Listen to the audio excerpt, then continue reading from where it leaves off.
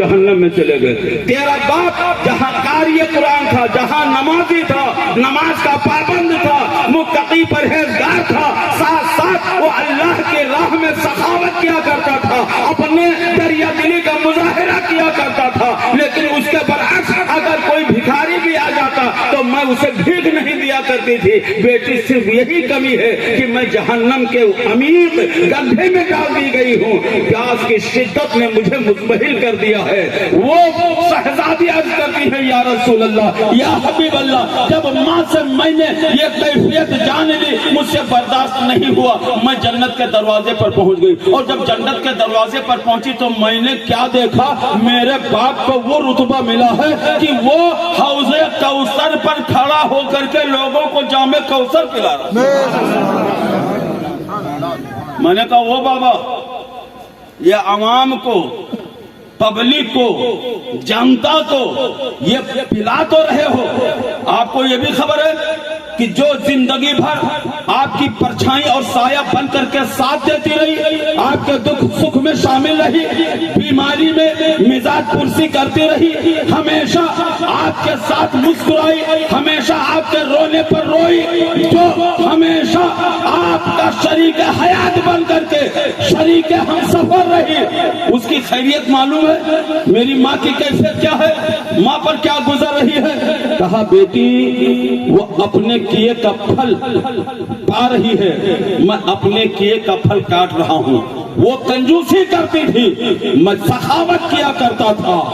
باپ نے یہ جب جواب دیا، بیٹیا سے برداشت نہ ہوا، بابا ایک گلاس کوثر کا دے دو، میں اپنی پیاسی ماں کو پلا دوں گا۔ نہیں، یہ سخاوت کرنے والوں کے لیے ہے، بخیلوں کے لیے نہیں ہے، لہذا میں پانی نہیں دے سکتا، میں کوثر کا جام نہیں دے سکتا۔ عرض کرتے ہیں یا رسول اللہ، جب میرے باپ نے سوکھا جواب دے دیا نا تو میں نے آگے بڑھ کر کے باپ کے ہاتھ سے ایک پیالہ کوثر کا زبردستی چھیننے کے بعد میں دوڑی ہوئی جہنم کے دروازے پر پہنچ گیا۔ اماں، ماں نے دیکھا یہ میری وہ بیٹی، آج اپنے بیٹوں پر، اپنی اولادوں پر خوشیاں منانے والوں، بیٹیاں جب جنم لیتی ہیں نا تو منہ ایسے لٹکا لیتے ہیں جیسے جھران کریلا، بیٹی اب ہے، کیا ہوا چچی؟ ارے بھوا کا بھوانی ہے، یہ جملہ ہوتا ہے۔ میرے آقا علیہ السلام فرماتے ہیں جب جہنم کی مہر تمہارے اوپر لگا دی جائے گی، تم جہنمی بنا دیے جاؤ گے، اور جہنم کی طرف جب فرشتے لے کر کے جا رہے ہوں گے، یہ جہنم ہے، ادھر آپ ہو، بیچ میں آپ کی یہی بچی جس کے لیے اپنا ماتھا شکن آلود کر لیتے ہو، آپ کی یہی بیٹی دیوار بن کر کے کھڑی ہو جائے گی۔ فرشتے جدھر جدھر سے جہنم میں لے جانا چاہتے ہیں وہ بچی وہیں پہنچ جاتی ہے۔ فرشتے عرض کرتے ہیں پروردگار آخر یہ بٹیا کون ہے؟ یہ جو عذاب جہنم کے درمیان حائل ہو گئی ہے، یہ گنہگار، یہ پاپی، یہ خاطی ہے، یہ جہنم میں جانے نہیں دے رہی ہے، تو رب کی رحمت جوش میں آتی ہے، فرشتوں اسے جنت میں بھیج دو۔ مولا کیوں؟ یہ تو جہنمی ہے، جہنم کی مہر لگ چکی ہے۔ رب فرماتا ہے میرے حبیب نے کہہ دیا تھا تمہاری بچیاں تمہارے اور جہنم کے بیچ میں دیوار بن کے حائل ہو جائیں گی۔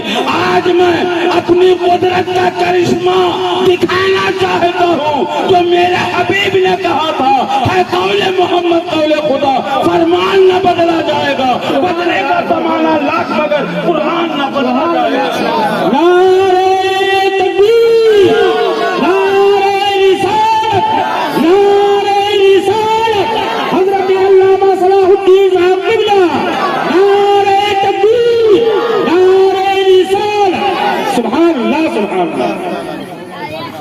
میرے آقا علیہ السلام فرماتے ہیں ہاں، سخاوت یہ جنت کے درختوں میں سے ایک درخت کا نام ہے، اس کی ٹہنیاں